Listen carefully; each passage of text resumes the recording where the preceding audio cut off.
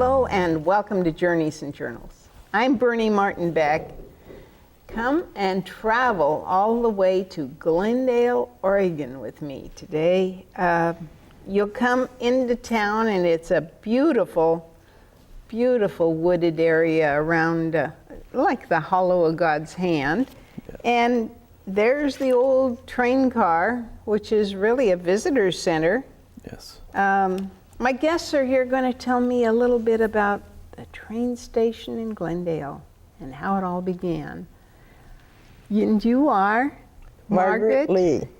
And Margaret, you brought a friend along today.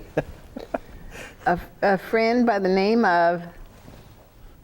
Pastor Terry Bess. Yeah, the pastor. I like that. You brought your pastor along.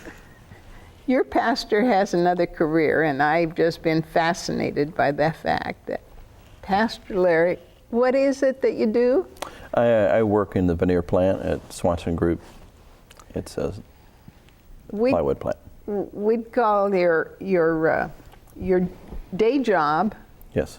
A mill worker. Yes. How many mill workers are there in Glendale? Way far less than there were a year ago. Way far less. Yes. Yeah, because if there's no building, there's no need for lumber. Yes. When was the heyday for lumbering in Glendale? At one time, there were several sawmills around the Glendale area. Ferndale, which is up Windy Creek, there were 4 or 5 active sawmills right close to Glendale. So to actually put a finger on it, I'm not sure when the heyday was, but most of recent, 4 years ago, the industry was booming 4 years ago, and of recent, it's taking a real downturn in the economy. Yeah, I like the economy. When did you come to Glendale? 10 days before I was born, 1939. August 19th, 1939 was when my parents actually moved to Glendale. And I love the story about where they found to live. The first little part was housing must have been very scarce. Well, actually, they didn't have any money, and they just moved into this little, like, 10 by 12 shack across from the mill pond. Because mill work was paid well. And your dad was working for the mill? Well, that's another story. I don't know. Dad probably told you.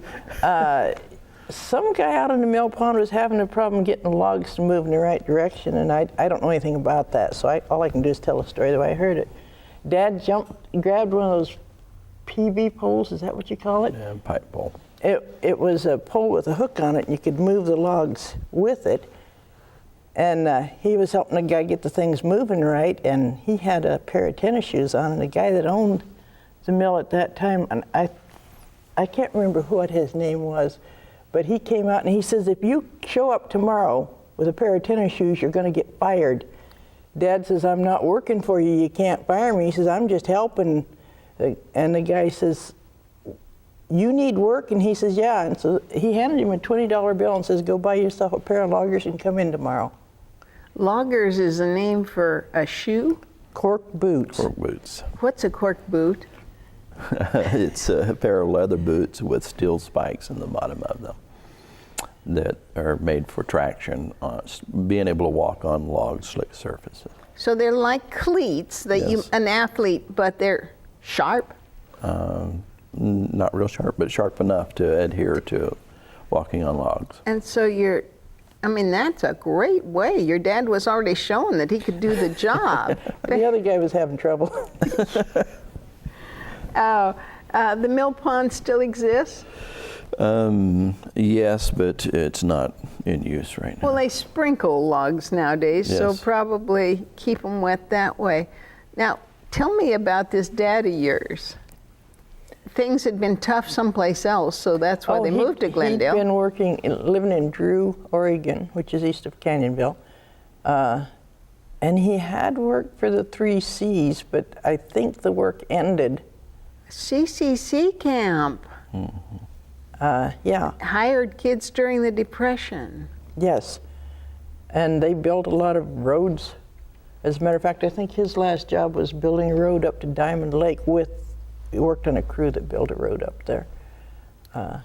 And then I don't know if he got laid off or exactly what happened, but he was out of work at that time that they moved to Glendale.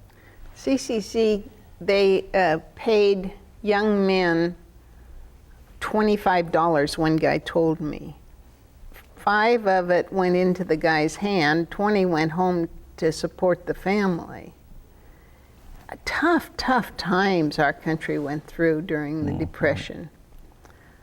So here you are, born into a, what would you call it, a depressed situation. Definitely. Number 5 kid? Yes, I was number 5 of 9 children. Oh, Mom. Oh, Mother. Tell me about your mother.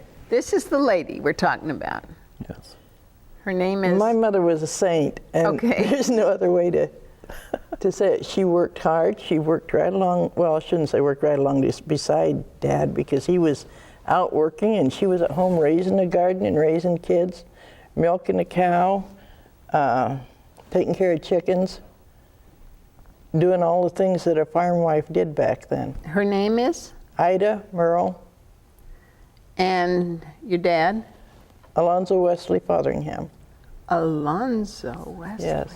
That Called is Lonnie. That's a very big name. Well, now, somehow your stories all come together here. Yes. Because you know about Alonzo, right? Yes. What's this guy like in your story, the stories you've heard? I got to know Lonnie very well, and Ida was always, until her health started failing, our nursery care giver for our Sunday school at church. She taught the nursery class. Lonnie was a board member, lifetime board member, until his health began to falter. They were kind of the hub and the core, the central figures of the church through transition, through all of those years. And Lonnie was kind of the spearhead and the backbone behind our church being transported, our building being transported from Camp White in White City to Glendale and reconstructed. He oversaw that whole project. Well, folks, that's how I got to meet these people, because I'm looking for Camp White history and buildings that were moved from there, and the church chapel in Grants Pass is exactly like Camp White Chapel. They just picked it up. Mm-hmm. My friend told me about transporting the big beams. So Mark Axtell was truck driver, owned the truck that brought the beams, and so when I went to that church to meet those people and to do an interview, they said, "Oh, assembly in Glendale came Yes. from Camp White." Well, that got me real interested. So I went up, found this man, and he found this woman, and there we are in the Camp White church talking about history. Yes. This incredible building. What is still the same about this building? I believe everything from the sanctuary is pretty much the same, except that there were 2 rooms built out onto what had been a full platform all the way across the building. And the building may have the main been... part of the building was where the sanctuary was, behind the sanctuary, and 2 classrooms in behind the baptistry. No? Yeah. Off to the sides of the baptistry. Off to The the sides of the baptistry is baptistry. the center behind the curtain that you could see in that one picture. But Now this is it. This That's it. is what we're talking that about. picture was taken approximately 1954, 55, somewhere in there. And are you in this picture? Yes, The little kid I'm right here. dressed in white. Yeah. This is a wonderful building, but it probably wasn't a chapel at Camp White. It's more like a what? And I was told it was an administrative building. And the purchase price for this administrative building? It was $200 Okay. originally, $200. And the $200, if you cleaned up your work site, They would give back half of that. and your congregation was responsible to tear it down. Yes. Now, did you have big trucks to bring it back? No, no truck adequate to bring it back. And that's where the gentleman from Myrtle Creek comes in. He had purchased a building also, but he had a truck to truck his. And he decided, since our church had a crew there, if they could tear his building down, he would truck ours back. So there was an exchange made.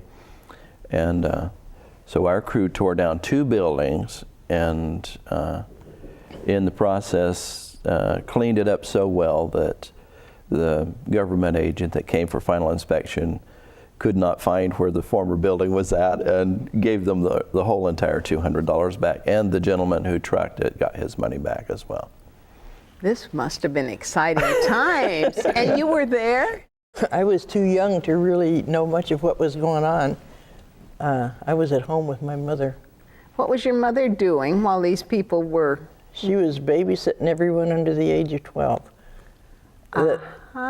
And so the 12? The mothers and the fathers had gone to help tear down the building. So And all the kids 12 and up? went to help tear down the building, and everyone under was out on the farm with my mother. Well, now, what did these kids learn from your dad and these other men? They learned what kids were taught back in those days, to be responsible and to do things so that they could make a better world to live in. Keep talking. Keep talking. What did they do with apprenticing? I guess is an old-fashioned word, but let's say a 12 or 13-year-old was there and your dad was standing beside him and I don't know if came that's the to way it worked. pull a nail, and he said, "Son, this is the way we do it, right? You don't hurt the wood, you..." Dad was the kind of guy that would show someone how to do something once, and then they needed to be able to do it. But I will say this, that my oldest brother went on to become a construction person. He probably learned a great deal more Let's there. talk about your brothers. Is Yes. this the older guy? That's the oldest brother. Named? Alonzo Wesley Fotheringham Jr. Oh, and this guy? Donald Roy Fotheringham. Now, Donald is your just next younger. He's 2 years older than myself. And you've got a story about Donald in this picture here. That picture was taken on the day of his death. He wanted to play baseball for a few minutes before we took off to go on a youth rally in Sutherland, Oregon. So he went out, took his bat and ball and hit a few. And I think it was my mother went out and took a picture of him and said she'd never had a picture of him playing baseball. So she took a picture of him holding his bat and his ball there. And then that night, after a very successful youth rally at the church in Sutherland, we were coming back, and 2 miles south of Sutherland, a car failed to turn a corner on a 90-degree curve and broadsided us. There were 3 people in our car killed, of whom my brother was one, and 4 people in the other car. And I will say that was the result of a drunk driver. Wow. Mothers against drunk driving, and daughters and sisters, and we're all. That's for sure. What a sad time for your community. It was really, it was hard for everyone. The other fellas that were, the other kids that were killed, or? Willie Morris was one. He was our youth group leader. And Brenda Stackhouse, who was the daughter of the woman who did the cooking at Camp White, was also killed. Wow. Wow.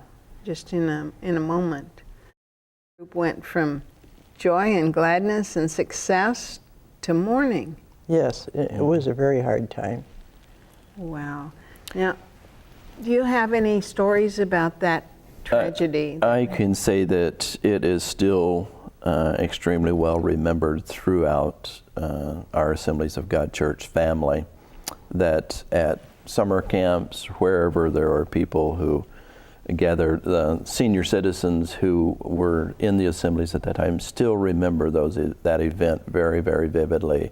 And they speak of a few years back, a couple approached me at family camp at Brooks, north of Salem, and knew that I was a pastor at Glendale, and brought up that series of events and that tragedy, and was wondering if there were still family in the area. So, yeah.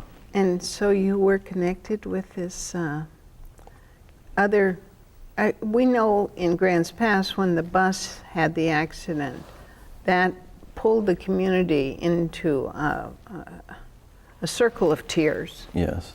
And I'm sure for your little community, it has done the same thing. It's hard even now, isn't it? It's not as hard on me as it was on some of the others, the reason being that I was also in the accident. As a matter of fact, they had declared me dead. Uh-oh. And 'cause my head was crushed. And I guess I started groaning and scared a nurse. She ran and got the doctor, and I was still alive, so they put me back together like Humpty Dumpty.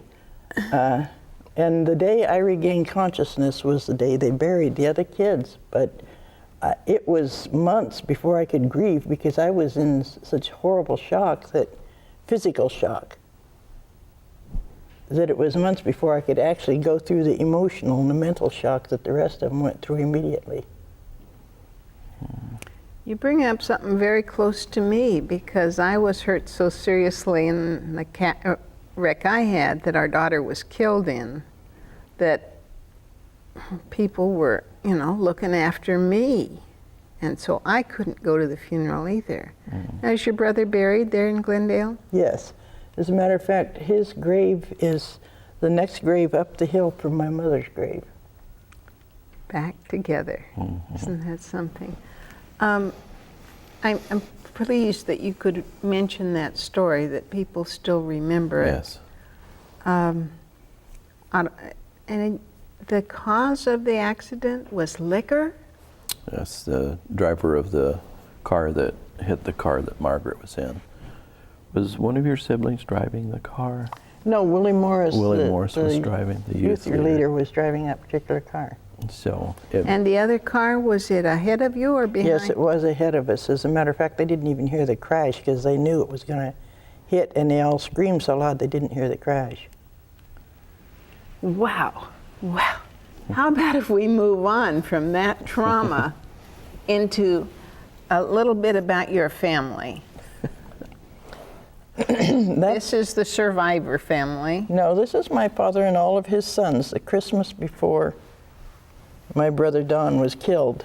The picture, this one, is Don holding my little brother John, the oldest brother Al, and my younger brother Fred, and there's my dad dressed in his work clothes. And how many of these guys have gone into lumbering?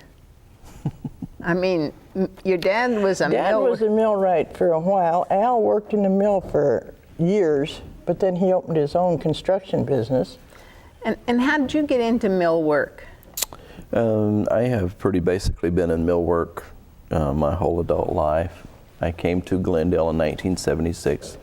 I was working in a mill at Port Orford, and a gentleman I worked with there left and came to Glendale, became a foreman, and called me and hired me over the phone. Well, they must like you a bunch. I had never been to Glendale when he hired me. I didn't know where, I had never been into Glendale. So. Port Orford. I just did an interview with a man who actually was there when the World War II broke out, and they lived up on a mountain, and they came in and dug gunnery emplacements without asking permission or anything. You went to sleep in your own house and came the next morning, and there were gunnery emplacements. And I guess it was kind of a mistake, but man, you think how close could I have been to ground Yes. zero? How did Glendale survive the war? Do you know anything about people pulling together and making bandages and doing the things that women did back home in support of? I was so young at the time that I only have a vague memory of it. I remember that a son of the woman who had the property across from the junction there, Mrs. Garrett, lost a son in that war, and I believe that the Sethers lost someone. I'm not too certain, but it was. Do you remember the time there was stars big in war. windows? If you had a son fighting in the war, you just let everybody know my kid's doing this. But unfortunately, so many of them didn't come home. You've got bragging rights here of all the pastors that have ever pastored your little church, whether it was a tent or a rebuilt structure from from a fire, or Yes. in Camp White. What was it like to get this church finally done and move in? Was there much celebration? There was a big celebration. They had a big potluck or something, but I can remember thinking, boy, we get our own classroom instead of having to climb up the hill to the parsonage and have our classroom in the minister's dining room. Okay, yep, that'll do it. Yeah. Oh my goodness. That's the way things were done, right? Yeah, and how many kids in that class? I think there were 6 or 7 of us, which was fairly large at the time because there were like a maximum of maybe 60 people in the church. That building, the old building, I think was meant to hold about 35. Yes. Bulging. You want to brag a little bit about Glendale and your community, of how you come together, how you support one another and encourage one another. Our community is a very close-knit community. The churches work tremendously well together.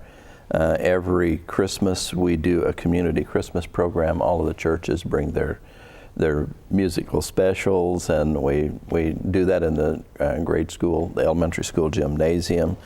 We have most recently, now 6 of the churches have joined together to develop and open a community pantry, and that is going very, very well.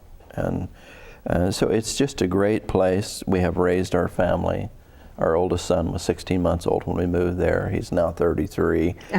So, and our youngest son we brought home from the hospital in Glendale. So we have raised our family there, and they both still live in Glendale with their children. And you came as before you were born. Yeah. And you call it home. Yes. Wouldn't move anyplace else in the whole wide world? I was gone for about 40 years, but I'm back. And we're glad she's They back. say once you wet your feet in Cow Creek, you'll always come back. I hadn't heard that line before. Yes. I'm a Grants Pass kid that came back too after 30 years. That's all it took. So I want to be sure people see this gorgeous wood. And this was all your dad's work? I mean, he wanted it to He match. supervised, yes, Yes. definitely supervised it. The whole church has wainscoting of knotty pine. Yes. Folks, this is history, and it's a beautiful bit of Southern Oregon history. Do you have stories that you'd like to tell me about this place? I mean, that is a serious old barn. Yeah, that was one of my sweet memories. I used to play in there a lot. Dad bought that place. I think he put his down payment on it in December of 1939. He bought it for $2,000, and it took him 12 years to pay for it. He bought it as it went for tax money, basically. In 39. And at that point, it was 56 acres total that he got for $39, plus a 2-story farmhouse and that old barn. Those were tough times, tougher than what we're experiencing. Yes. One story about Lonnie and his fortitude was that at one time he was without a vehicle. The farm is about 3 miles west of Glendale, and for quite an extensive period, Lonnie walked to work every day until Winter and summer. Yes, until he could save up the money to buy transportation. He walked. Save it up. Yeah. Didn't he ever hear about time payments? No, the only thing Oh, Dad no. ever bought on time was that farm. You know, this is wonderful. I want to thank you so much for coming. And I can go to Glendale and still see this Yes. train Yes. and this trains in the station, Yes. and I can see your Camp White Church. Yes. You want to invite people like me to come up and just look around and ask questions. Folks, Glendale's been a very friendly place. I went to the hardware store, which is also the dry goods store, which is also the candy store, which is also the what health store. Everything. And I got some nails right out of the nail bin and weighed my own nails on the scales that must have, I mean, years and years of kids must have done the same thing. Yeah, they were old when I was young. That store is owned by Marv and Polly Eels, and Marv goes way back in the Grants Pass area. His family is well known. Well, it was fun, and I invite all of you to go up to Glendale and check it out. The restaurant's not open in the day, but you can go down to Junction. Yes. And Glendale Junction? Yes. And get a good meal and look Country at this Junction. silly little art sculpture up there on top of the tree. That's cute. Yes. Thank you so much for being my guest. I'm Bernie Martin Beck, and I get to meet the most interesting people and learn history. I hope you've enjoyed it. Thank you. Thank you Been a so much. pleasure.